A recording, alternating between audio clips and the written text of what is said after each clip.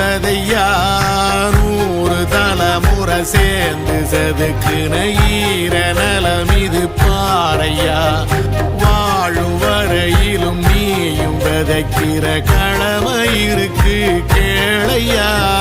கோடி விளக்காயேந்தி கிடந்த வீடும் இருண்டது ஏனையா